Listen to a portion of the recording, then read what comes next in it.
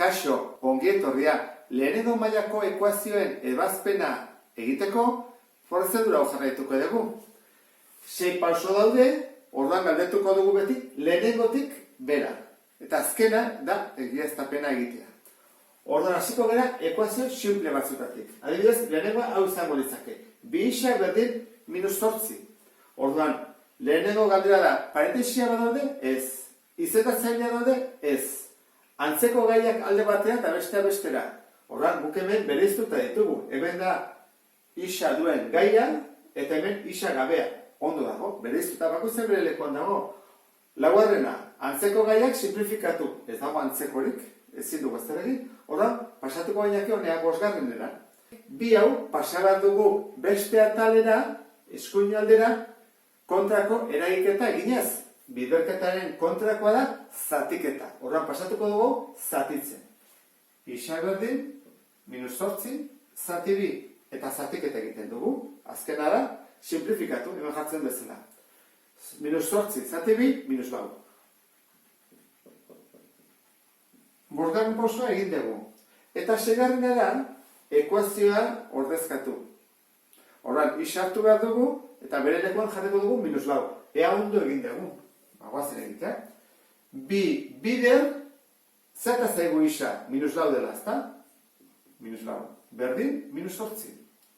Bider, -4, -8. Berdin, -8. Beraz, ekuazioa ondo egin dugu. Zergatik, ezkerreko atala eta eskubikoa berdin eta zaigulako. Bigarren ekuazio honetan, ze gertatzen zaigu?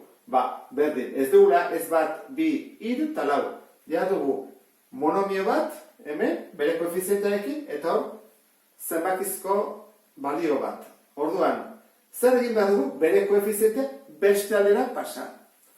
Zer da egiten, bidertzen ez da, nola pasa bat dugu beste aldera, zatitzen. Horra ingo dugu, isa berdin, 6, zati, 3 erdi. Bidertzen da ona, zatitzen pasatzen da. Nola egiten da zatiketan, gogoratzen zate ez da? Jartzen dugu horrela, 6 bider 2, 12, goian, eta bat bider 3, ezta? Guatze izate, ez da? Bigarren buelta eman da. 12 zati 3. Simplifikatu egin behar dugu orain. 12 zati 3 egin daiteke, 4 da. Iritsi gera, emaitzara.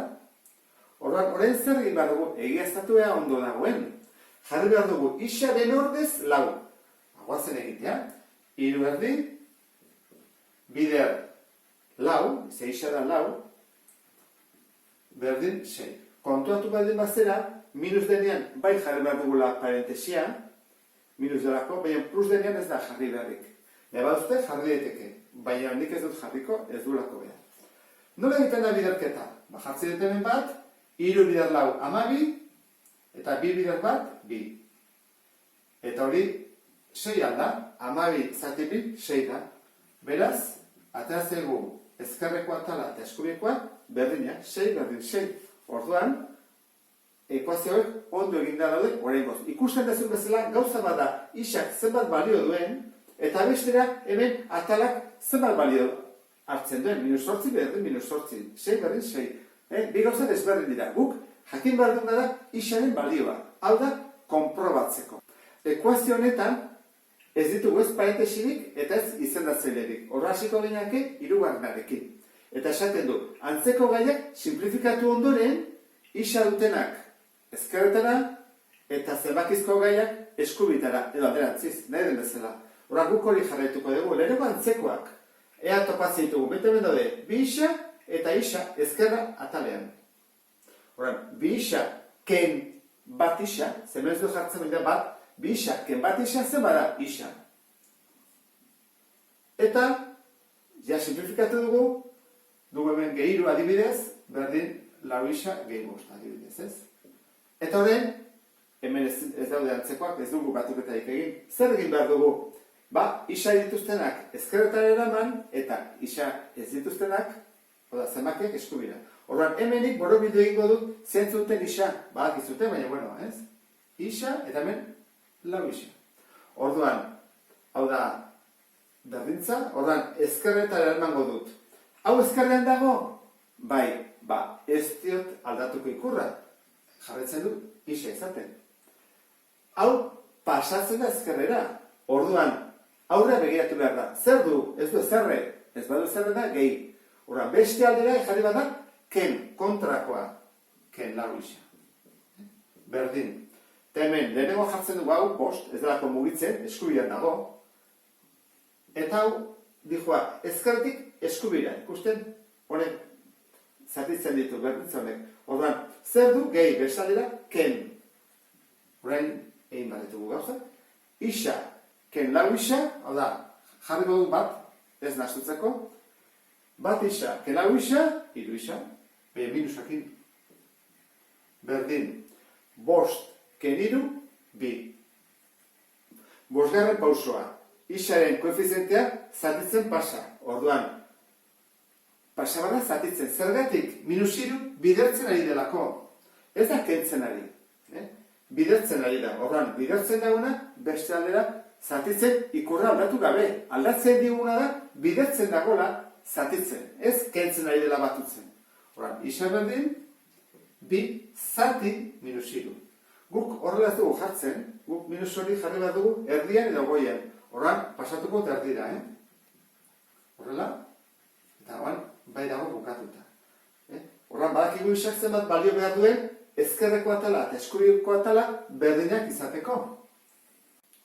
Seigarren pausua hemen azaltzen den bezala da isa ekuazioan ordezkatu. Eta gero ikusi soluzioa zuzena dela. Hau da, ezkerrekoa eta eskubikoa bi atalak berdinak direla. Orduan, hau borratuko dut, ezabatuko dut, kalkulatzen hasteko. Bestela ez dut lekurik izango. Eta isaren ordez jarri behar dut minus bi ere. Orduan hasiko gera, bi bider parentesia minus delako, minus bi ere, gehi hiru, ken parentesia minus delako, berdin, eta hemen, lau bider parentesia, gehi bost. Ikusten duzuen bezala, hemen pixka bat komplikatua dugu, ezta? Hemen zatiki pila horatatzen dira, egin beharra dago. Eraiketa kombinatu bat da, horran has gaitezen. Lehenengo zeiten dira biderketak eta zatiketak. Hemen dugu biderketa bat, hau ingo dugu, eta hau ere bai. Orduan, non egiten dira biderketak? Goikoa goikoakin eta bekoa bekoakin. Orduan, zenbakitzailea, bider zenbakitzailea da lau, bat bider hiru, hiru, eta plus bider minus, minus. Bigarrena, gehi hiru, ken minus, ze jartzen dugu gehi, berdin. Orain, izendatzailearekin bat bider hiru, eta zenbakitzailearekin, lau bider bi. Orain da, 8 goian, 3 behan, eta plus bider minus, minus. Gehi bost. Orain ezkerrean dugu, batuketa bat egin behar da, eta ezkerrean ere bai. Orduan, guazen jartzea, honi bat, eta niri bat, egiteko, bestela ezin dugu batuketa eta kenketa egin. Zein da MKT denentzako? Hiru, ez da? Orduan egiten dugu. Jarriko digu dene hiru.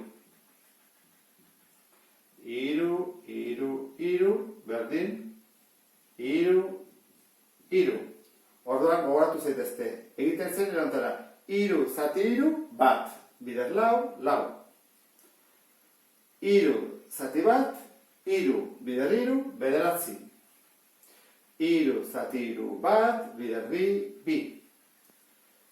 Hiru, zati hiru, bat, bider zortzi, zortzi. Hala, hiru berdinari bada, ez dugu goiko ikutzen, guaz izate, eta horrein hiru zati bat, hiru, bider bost, ama bost. Horrein egin bat dugu. Izanatzelea berdina mantentzen da, eta egiten da. Plusak ditugu, bederatzi gehi bi, zen bada, amaika, ken lau, hemen dugu amaika, ken lau, eta eskubian zer dugu? Hiru. Amabost, ken zortzi, zada minus. Bueno, amaika, ken lau, zen bada, zazpi, ez da? Horren da, zazpi ere. Eta eskubian, amabost, ken zortzi, baita era, zazpi ere, beraz. Isak balio behar du minus bi ere, egiaztatu dugu.